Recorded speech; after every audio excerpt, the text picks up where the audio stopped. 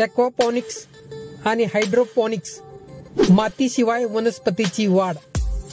ही माहिती जर आपणास आवडली किंवा अशाच नवनवीन व्हिडिओसाठी आपल्या चॅनलला लाईक, शेअर आणि सबस्क्राइब करायला मात्र विसरू नका।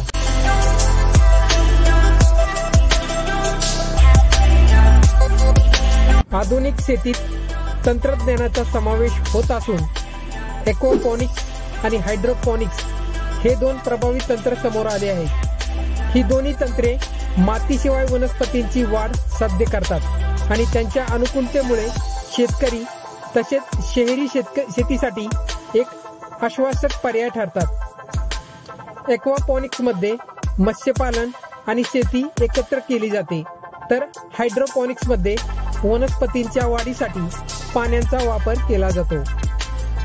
हायड्रोपॉनिक्स मातीशिवाय शेतीचा मूल मंत्र। हायड्रोपॉनिक्स ही शेती पद्धत आहे ज्यात वनस्पतींची वाढ मातीशिवाय केली जाते। यात पाणी आणि पोषक तत्वांच्या माध्यमातून वनस्पतींचे पोषण केले जाते। हायड्रोपॉनिक्स पद्धतीत मातीऐवजी पाण्याचा वापर केला जातो, ज्यामुळे पोषक तत्वे थेट वनस्पतींच्या मुळापर्यंत पोहोचतात। हायड्रोपॉनिक्सचे तत्व: मातीऐवजी पाणी। हायड्रोपॉनिक्स मध्ये मातीचा वापर न करता वनस्पतींना पोषक तत्वे थेट पाण्यात मिसळली जातात, त्यामुळे पोषक तत्वांचा पूर्ण वापर होतो। पोषक तत्वांचे समाधान: पाण्यातील पोषक तत्वे वनस्पतींच्या मुळापर्यंत पोहोचली जातात, ज्यामुळे वनस्पतींची वाढ जलद होते। हायड्रोपॉनिक्सची तंत्रे: डीप वॉटर कल्चर। यात वनस्पतींच्या मुळे पाण्यात डुबलेली असतात, ज्यात आवश्यक पोषक तत्वे मिसळली जातात। न्यूट्रिएंट फिल्म टेक्निक: या पद्धतीत पाण्याचा हलका प्रवाह वनस्पतींच्या मुळावरून वाहतो, ज्यामुळे मुळे आवश्यक पोषक तत्वे शोषतात। एरोपोनिक्स: या तंत्रात वनस्पतींच्या मुळावर थेट पोषक तत्वांची फवारणी केली जाते। हायड्रोपोनिक्सचे फायदे: कमी जागेत अधिक उत्पादन। हायड्रोपोनिक्स पद्धतीत कमी जागेत अधिक वनस्पती वाढवल्या जाऊ शकतात। जलस्रोतांचा कार्यक्षम वापर: पाण्याच्या पुनर्वापरामुळे पाण्याचा कार्यक्षम वापर केला जातो। कमी कीड आणि रोग: मातीशिवाय शेती केल्यामुळे कीड आणि रोगांची समस्या कमी होते। हायड्रोपोनिक्सची आव्हाने: प्रारंभिक खर्च: हायड्रोपोनिक्स प्रणालीची स्थापना महागडी असू शकते।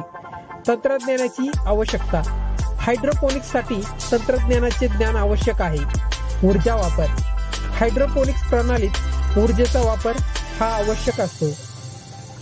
ॲक्वापॉनिक्स मत्स्यपालन आणि शेतीचा समन्वय: ॲक्वापॉनिक्स ही एक तंत्र आहे ज्यात मत्स्यपालन आणि शेती एकत्रितपणे केली जाते।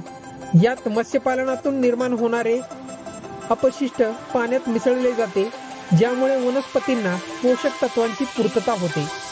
यामुळे एकाच प्रणालीत माशांचे पालन आणि शेती या दोन्हीही साध्य होते। ॲक्वापॉनिक्सचे तत्व: मासे आणि वनस्पतींचा सहजीवन। मत्स्यपालनातून निर्माण होणारे पोषक तत्वे वनस्पतींना पोषण देतात आणि वनस्पती त्या पाण्याला स्वच्छ करतात, जे परत माशांसाठी वापरले जाते। जलस्रोतांचा पुनर्वापर. पाण्याचा पुनर्वापर केल्याने ॲक्वापॉनिक्समध्ये पाण्याचीही बचत नक्कीच होते. ॲक्वापॉनिक्सची तंत्रे. रास प्रणाली. यात पाणी सतत पुनर्वापर करून वनस्पती आणि माशांचे पोषण केले जाते. Media based aquaponics. यात पाण्याला शोषण्यासाठी माध्यमांचा वापर केला जातो, ज्यात वनस्पती आणि मासे एकत्रित ठेवले जातात. ॲक्वापॉनिक्सचे फायदे. पूर्णपणे जैविक उत्पादन. ॲक्वापॉनिक्समध्ये कोणत्याही रसायनांचा वापर न करता उत्पादन केले जाते, ज्यामुळे उत्पादन जैविक आणि आरोग्यदायी असते. उच्च उत्पादकता. एकाच वेळी माशांचे पालन आणि वनस्पतींची लागवड केल्यामुळे उत्पादन क्षमता वाढते. पर्यावरणीय संतुलन. जलस्रोतांचे पुनर्वापर आणि जैविक शेतीमुळे पर्यावरणाचे संरक्षण हे नक्कीच होते. ॲक्वापॉनिक्सची आव्हाने. उच्च प्रारंभिक खर्च. ॲक्वापॉनिक्स प्रणालीची स्थापना खर्चिक असू शकते. तंत्रज्ञानाची आवश्यकता.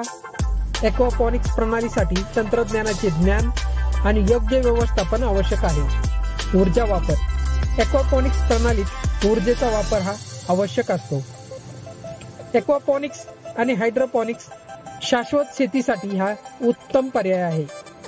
ॲक्वापॉनिक्स आणि हायड्रोपॉनिक्स हे दोन्ही तंत्र शाश्वत शेतीसाठी उत्तम पर्याय आहेत.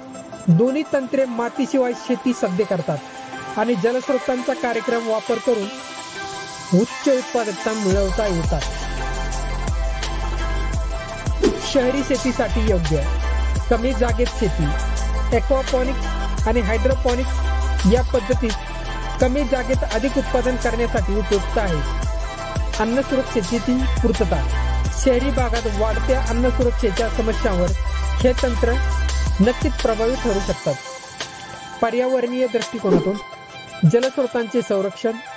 दोन्ही तंत्रामध्ये पाण्याचा पुनर्वापर केल्यामुळे जलस्रोतांचे संरक्षण होते.